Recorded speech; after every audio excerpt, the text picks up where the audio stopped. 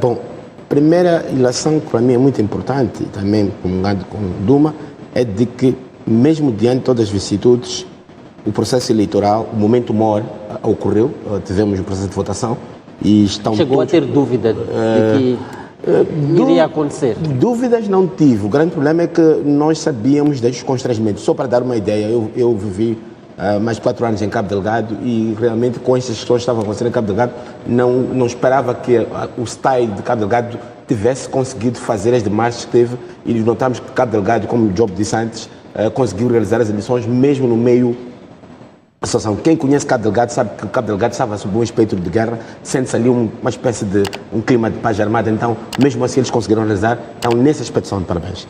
Entretanto, olhando para as eleições, um pequeno aspecto deixa-me triste nessas eleições, que é a questão do não cumprimento escrupuloso da lei eleitoral. Quer dizer, nós não podemos, desde 1994 até 2024, estar sempre a alegar o desconhecimento da lei ou às vezes questões administrativas para não cumprir a lei eleitoral. O não cumprimento da lei eleitoral põe em causa todo o processo eleitoral, descredibiliza as instituições e, acima de tudo, cria estes focos de situações em que algumas pessoas criam agitações. Se nós conseguíssemos, pelo menos, fazer o cumprimento escrupuloso da lei eleitoral, nós não teremos esses problemas. E deixe-me explicar o que é que estou a tentar dizer.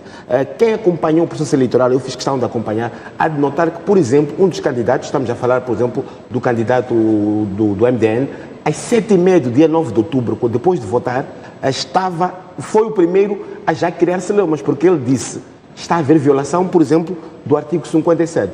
O artigo 57 é aquele referente à questão dos delegados de candidatura. Às 7h30 do dia 9 de outubro, chamou toda a imprensa e disse: olha, os delegados de candidatura do MDN não estão a ser credenciados. A violação do artigo 57 tem consequências. E deixa-me explicar porquê.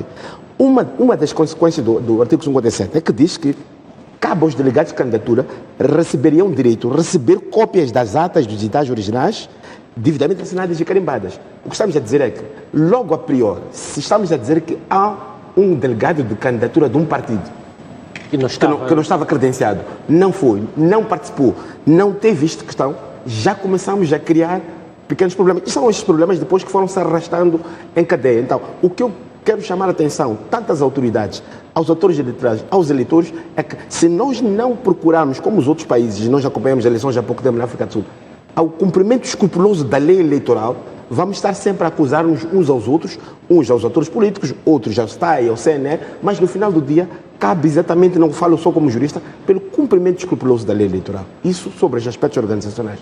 Um outro aspecto que eu quero chamar a atenção, como estamos a fazer eleições gerais, é que nós assistimos àquela questão que o Job falou há pouco tempo de excesso de confiança. Assistimos a excesso de confiança de alguns partidos políticos que achavam que tinham eleitorado cativo. Não existe eleitorado cativo na República de Moçambique. Podemos dar os nomes aos bois, a própria Renamo, em que acreditou, e nós acompanhamos como é que acompanha, por exemplo, foram os últimos a arrancar com a campanha eleitoral, exatamente porque achavam que tinham eleitorado cativo. E a gente sabe que, por exemplo, as zonas que eles sempre consideravam que tinham eleitorado cativo eram Sofala, Zambésia e Nampula. Quem lê os resultados eleitorais nota que houve tanto em Nampula como na Zambésia e também em Sofala, em particular Sofala e Nampula, notou-se que este eleitorado é bastante volátil, ou seja, trabalha com aspectos momentâneos. Então, estes resultados, a fazer fé que sejam mesmo estes resultados, demonstraram realmente que os partidos têm que ter muito cuidado. Nós não temos um eleitorado cativo. O eleitorado trabalha de acordo com aquilo que ele acredita que vai de encontro com as suas aspirações.